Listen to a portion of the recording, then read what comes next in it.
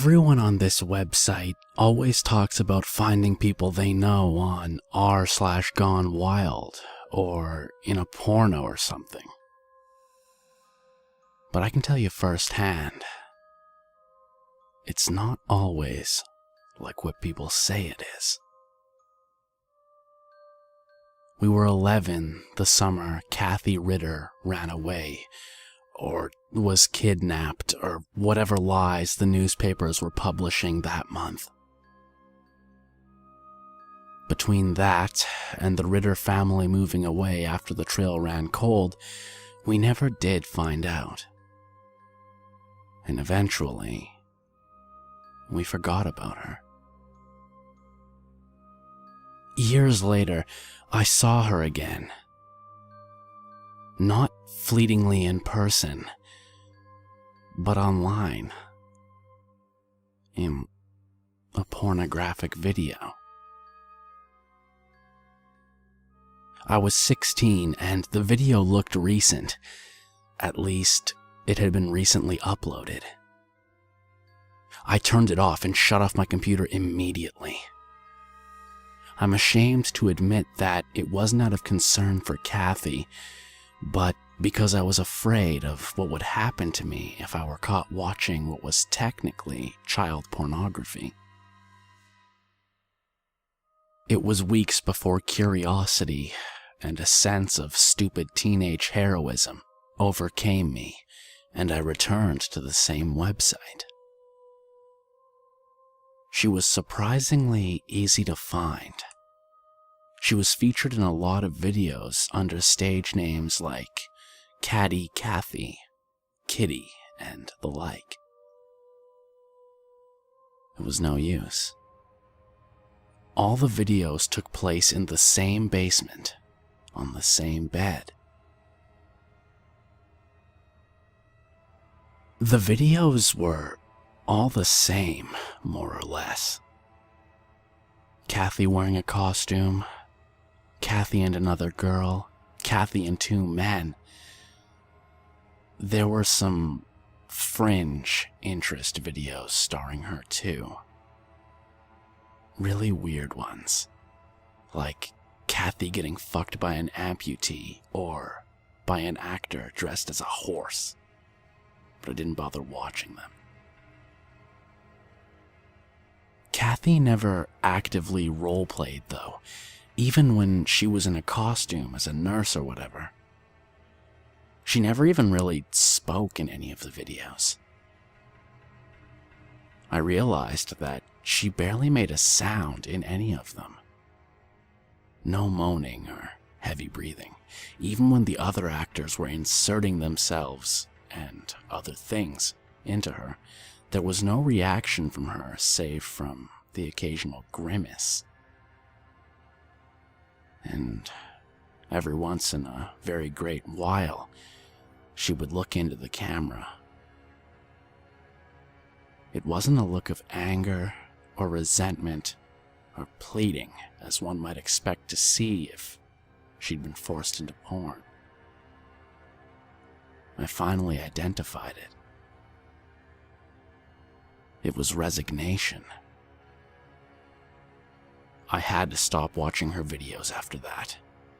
I was sure now that this was not of her own volition, that she'd been kidnapped and forced into this life. But there was no way for me to prove that, or to find out where she was. I reported the videos to the police, but nothing came of it. They said that they had no way of definitely proving who the girl in the video was. I knew it was Kathy. They had just decided long ago that she was dead and that the case was cold. I tried pushing it, but they told me to back off. Kid, just think of her parents. Doing porn? For a lot of folks, just believing their kid is dead is more comforting. I tried tracking down the Ritters, My mom told me their names had been Harry and Laura Ritter, and I did a quick Google search that told me they were now living in Oregon. "Miss Ritter?" I said, when a woman answered the phone number listed in the online yellow pages. "It's Max Page." "Hello, Max," she said cautiously. She didn't remember me. "We lived in the same neighborhood," I explained. "I knew your daughter. I think I found her." The woman listened quietly while I told her what I had found and which website I'd found it on. "I don't mean to upset you, but your daughter's alive, and I bet you could find her if you went to the police." Click. The woman hung up on me.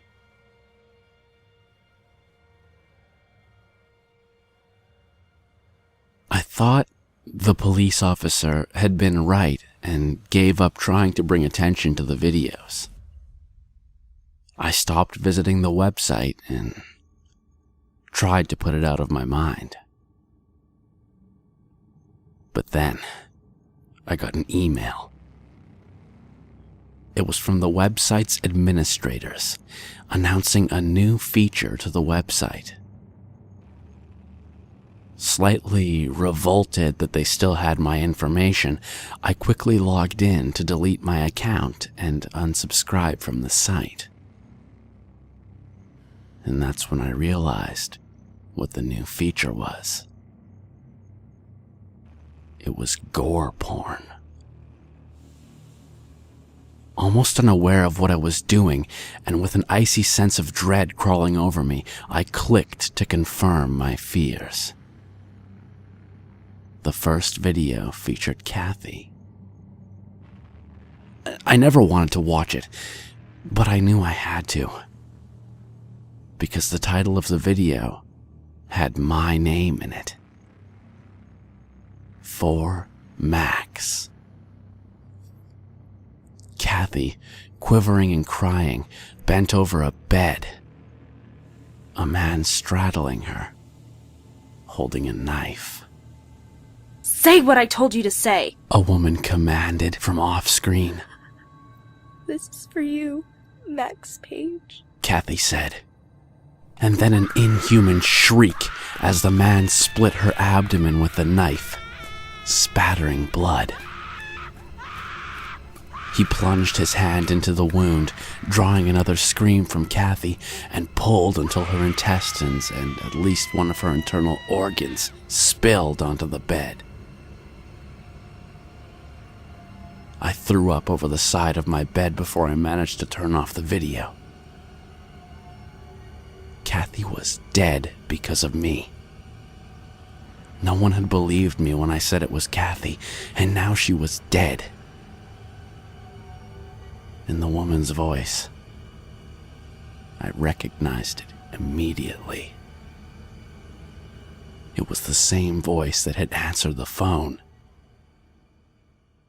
The voice that belonged to Mrs. Ritter.